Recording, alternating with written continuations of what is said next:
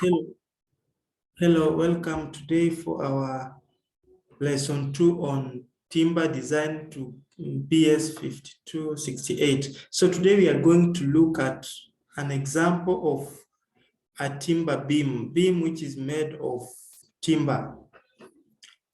I'll read: a timber beam with a clear span of 2.85 meter supports a uniformly distributed load of 10 kilonewton, including self-weight of the beam. Determine a suitable section for the beam using timber of strength class 16 under service class 1. Assume that the bearing length is 150 millimeter and that the end of the beam are held in position and compression edge held in line. So that is our question. We have to determine a suitable section for the beam using timber of strength class 16 under service class 1, assuming bearing length of 150 millimeter and that the end of the beams are held in position and compression edge held in line.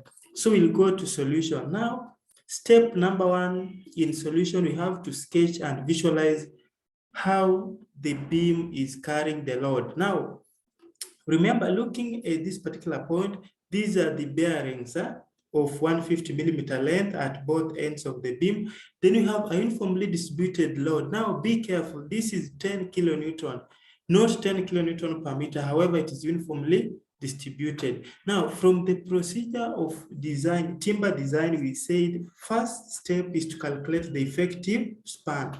And where effective span is the distance between centers of bearing. So effective span L will be equivalent to, now it will be equivalent to from a half of this support on our left-hand side to a half of this support on our right-hand side, meaning that from here, this will be now, because of 150 is from here to here, now it will be 75 millimeter. Now 75 millimeter plus 2,850 millimeter plus another 75 millimeter to the center of the support on the right-hand side. So you find our effective span will be 2,850. I'm sorry, this is 2,850 plus 150 divided by 2, meaning a half to the halfway of the support plus 150 over 2 to the halfway of the other support or bearing, giving us 3,000 millimeters. So this is our effective span.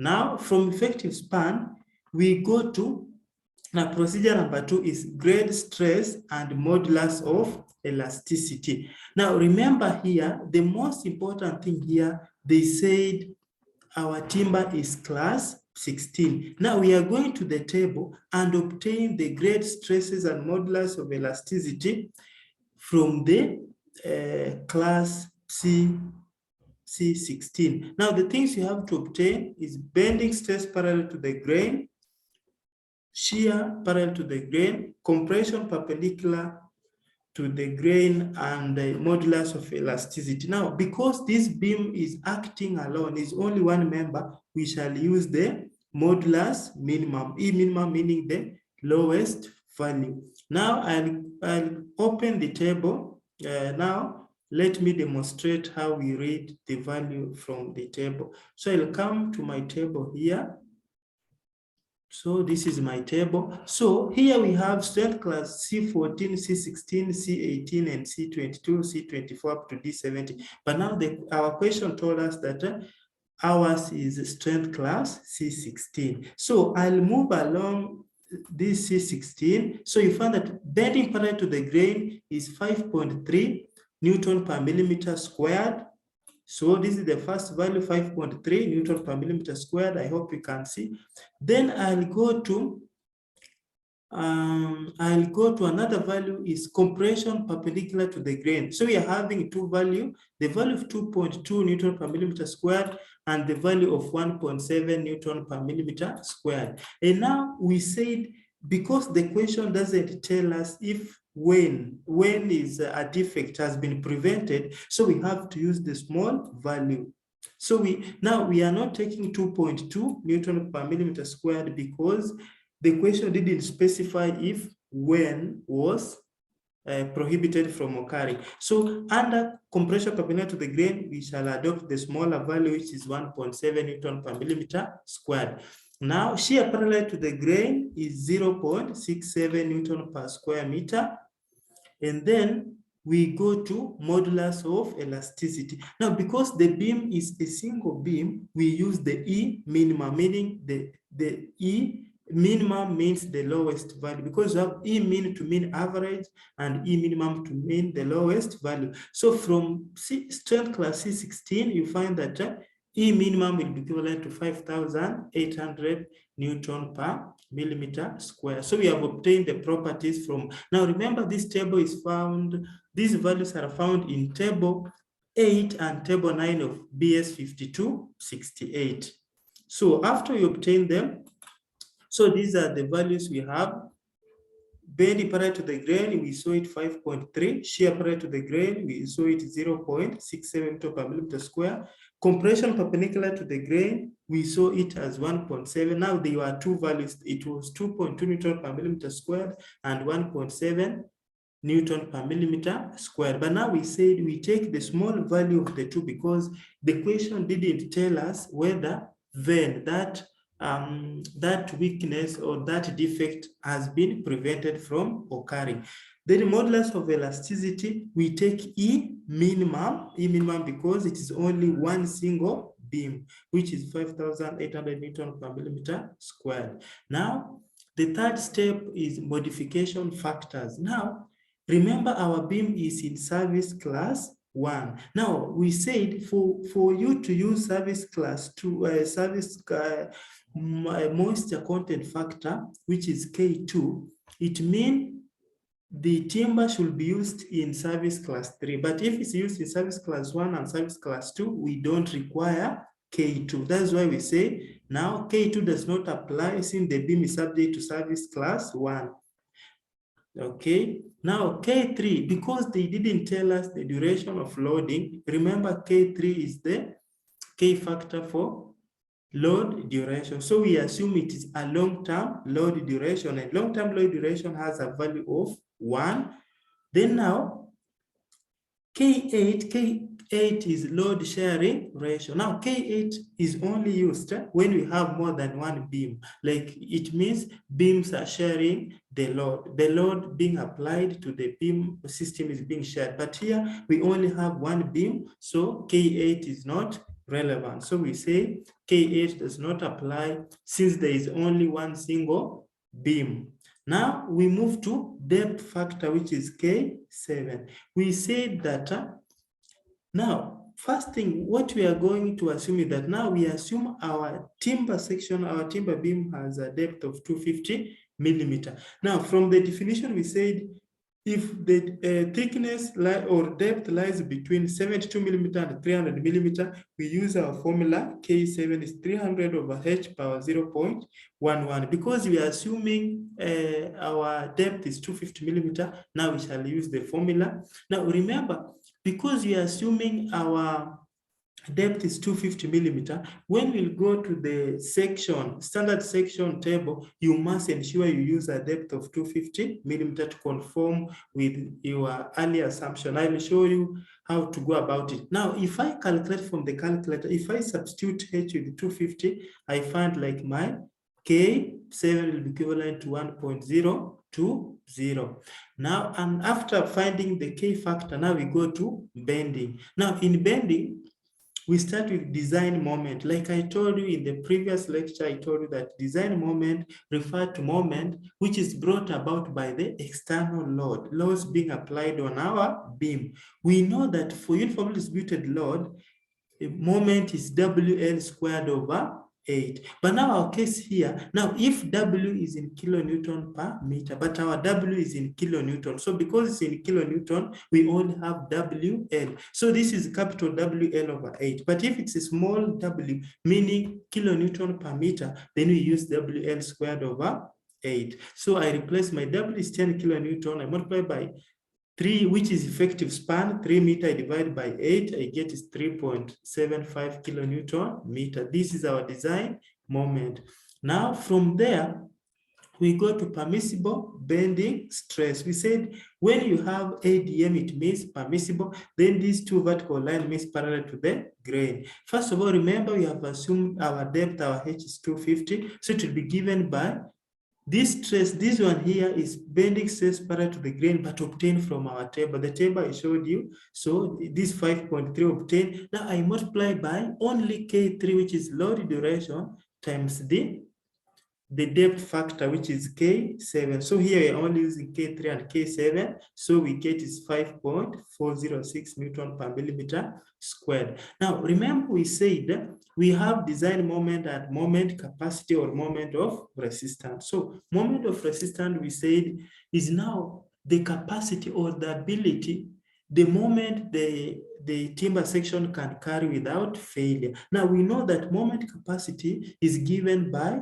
as a product of permissible bending parallel to the grain multiplied by the section modulus. Now, at this particular point, we now assume it is at the worst situation whereby our design moment is equivalent to the moment capacity, meaning that my permissible bending stress parallel to the grain times my section modulus is equal to the design moment. And now you divide here by permissible bending, you divide here by permissible bending, but now we say it should be at least equivalent or greater than the design moment.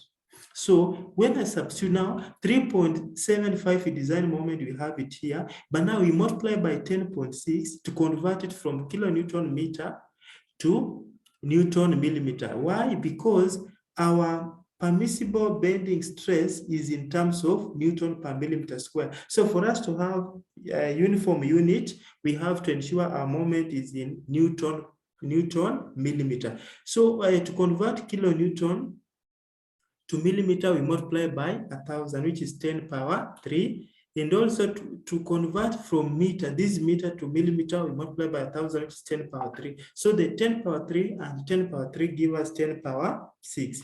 So now when we divide these, you find like it will be 694 times 10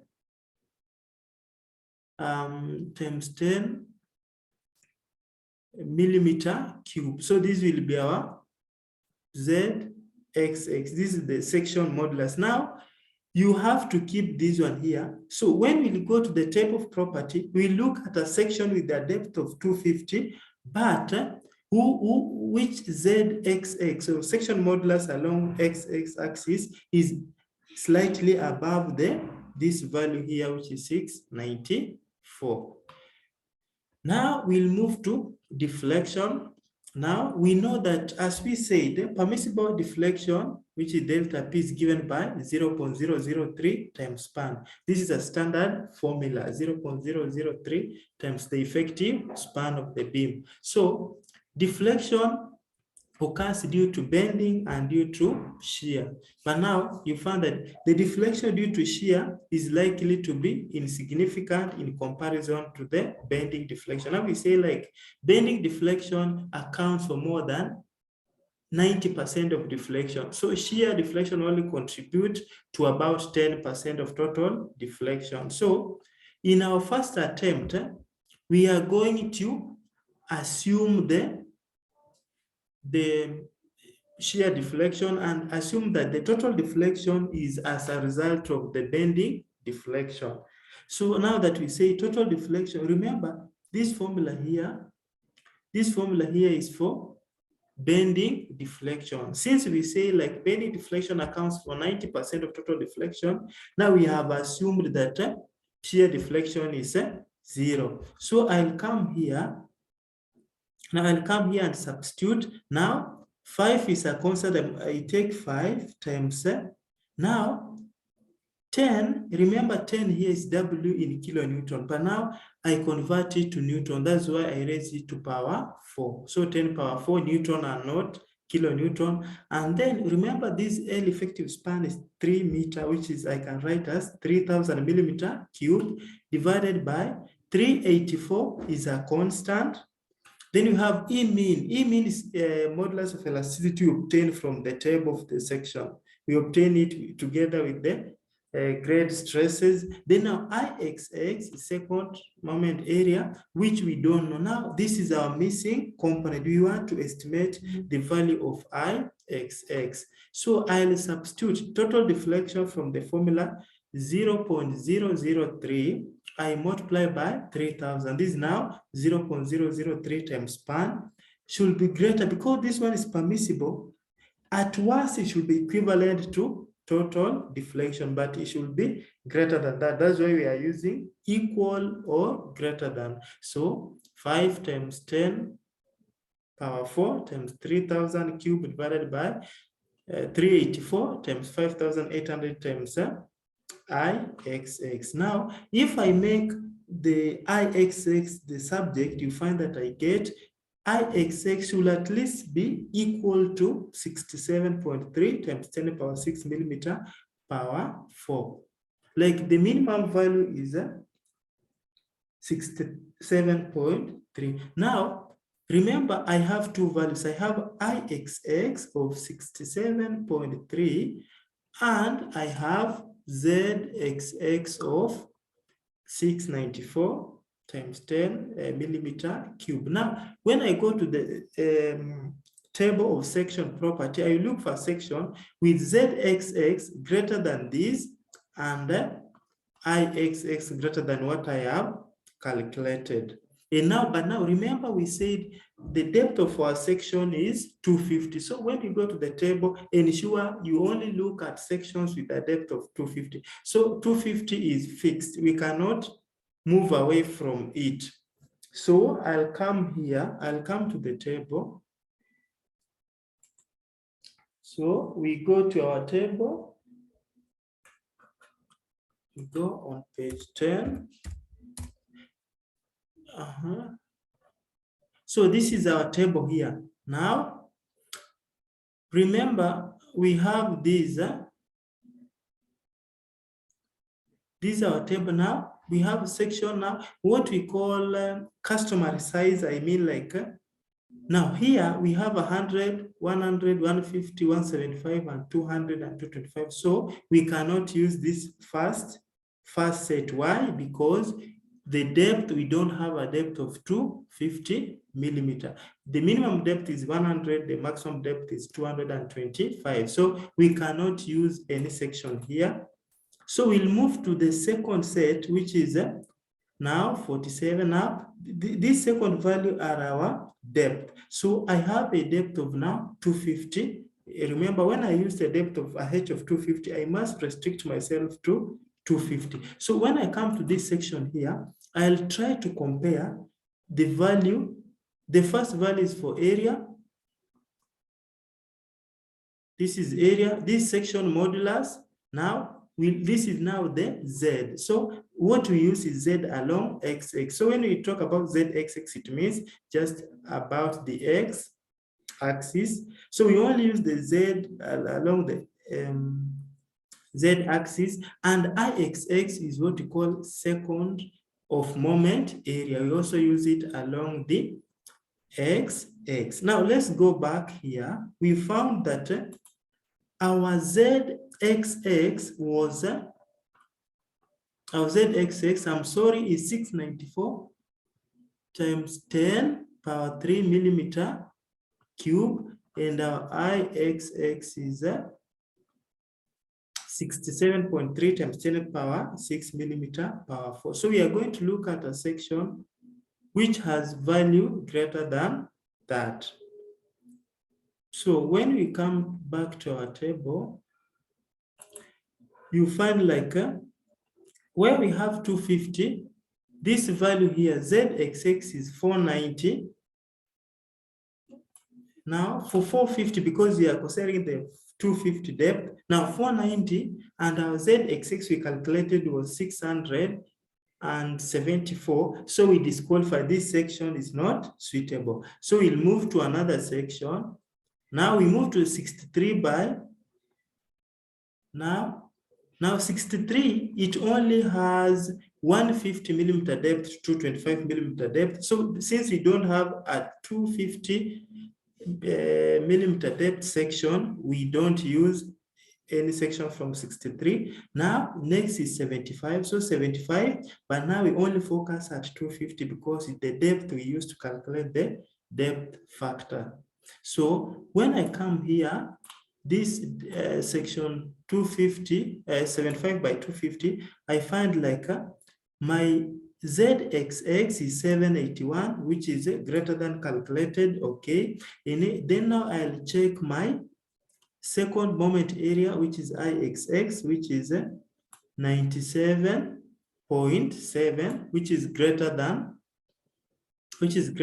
my calculated value. So I'll be convinced that section 75 by 250 is able to fulfill those two conditions because the ZXX and IXX are both greater than what I have calculated.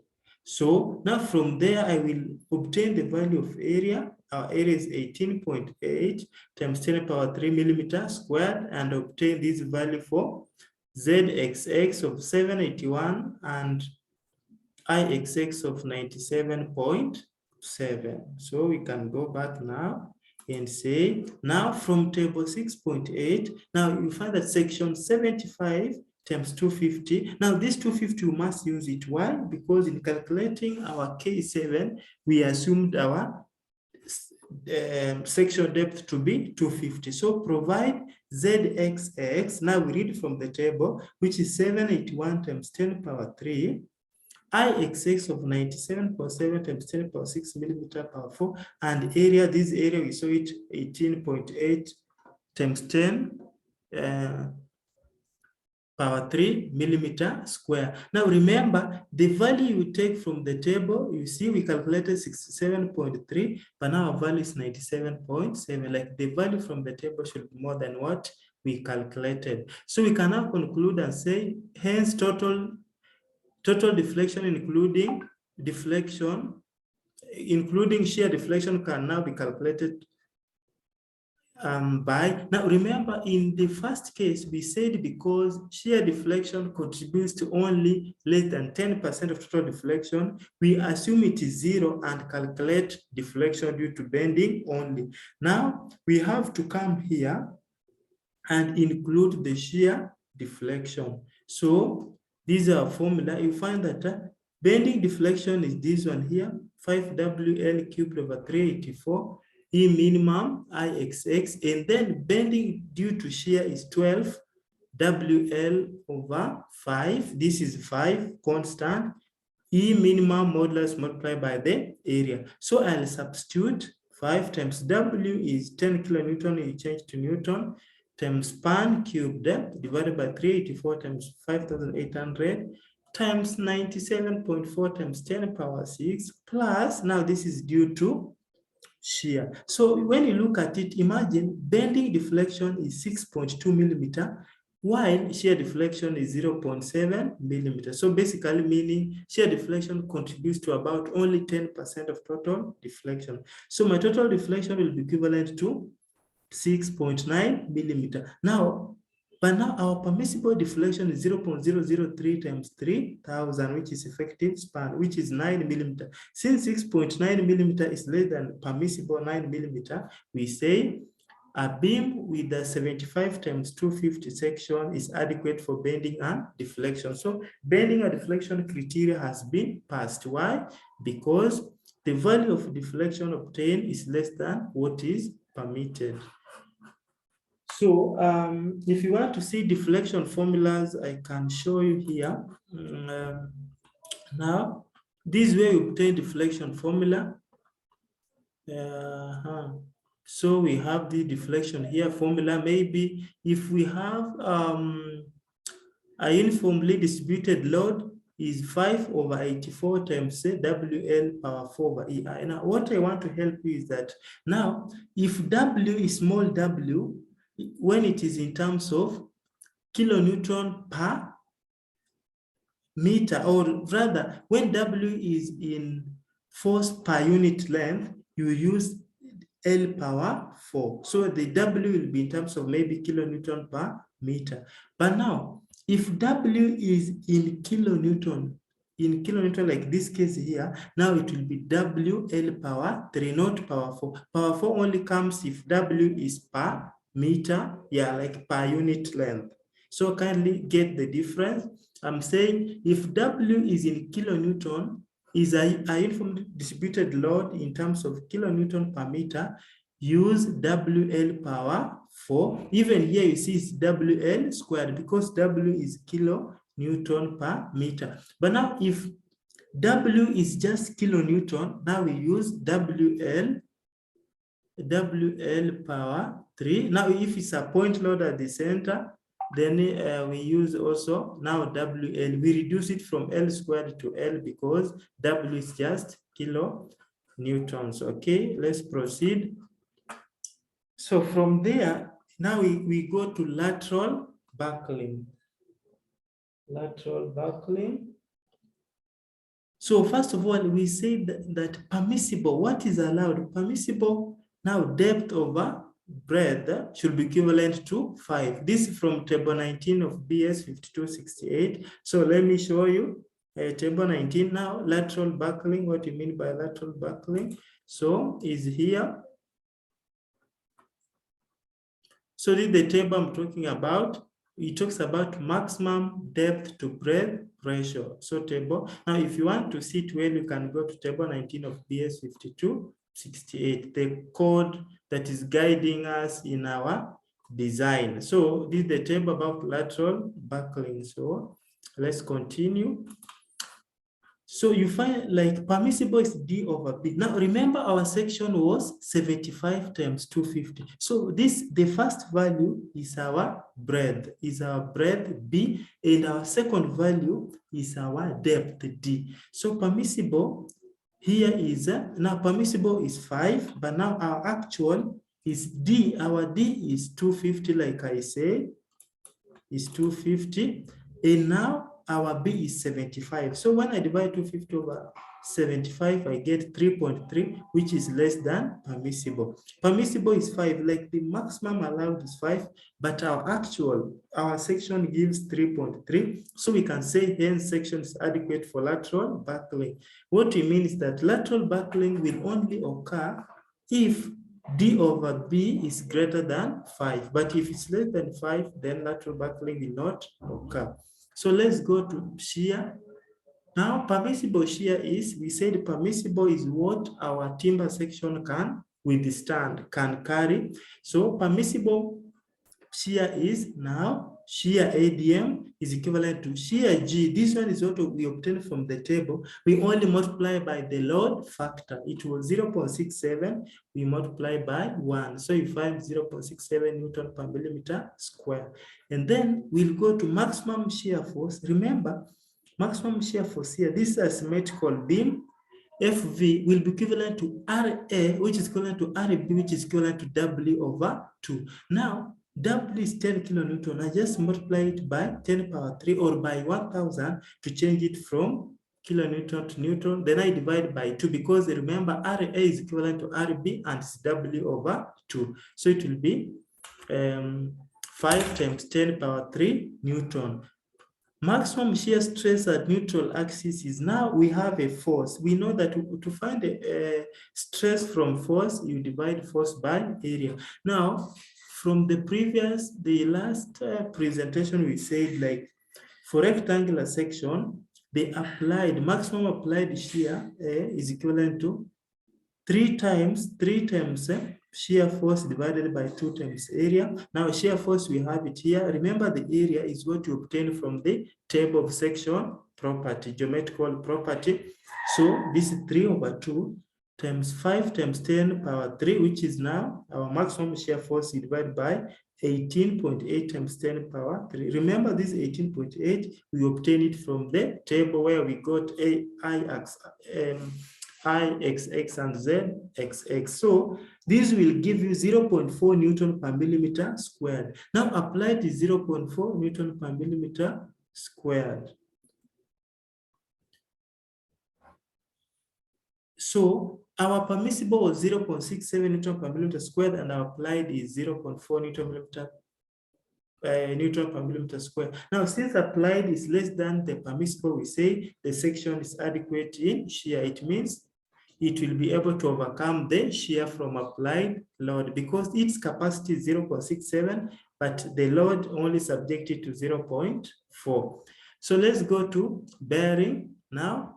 Permissible bearing stress. Permissible, remember, which is a permissible compression. C, ADM means permissible. Now this perpendicular, this line here, this horizontal and vertical line means perpendicular. So it's equivalent to, now this one is what we obtained from the table. And remember, this compression stress, there were two values and we took the lower value. Why? Because we said we are not sure if the vein, that defect is prohibited from occurring. So it was 1.7, I multiply by K3, which is a load duration factor, which is 1, you get 1.7 kilonewton per millimeter, Newton per millimeter squared. So end reaction F, now end reaction F is just equivalent to RA, which is RB, which is given by W over 2. Our W is 10 times 10 power 3. To change it to Newton, I divide by 2, I get 5 times 10 power 3 Newton.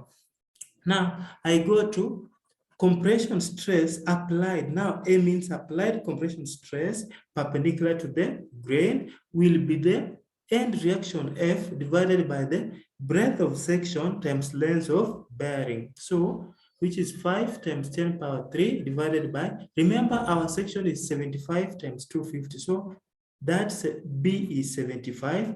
But now, from the question, we were told that on bearing of length 150. So LB means length of bearing, which was 150. Remember when we are calculating effective span, we had 150, whereby we take half of 150, and added to 2850. So these are the lengths of bearing. So I get 0.44 Newton per millimeter squared. Now, applied is 0.44 per millimeter squared and permissible is 1.72 per millimeter squared. Permissible is very, very much bigger than applied, so the section will be able to withstand bearing. So we say, now we will come and conclude, hence the section is adequate in bearing.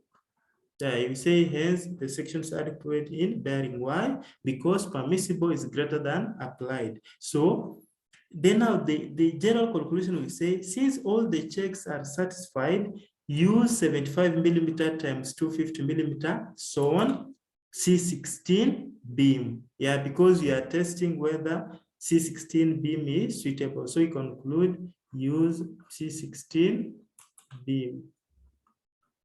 Thank you very much for your time. Let's meet for another example on timber design.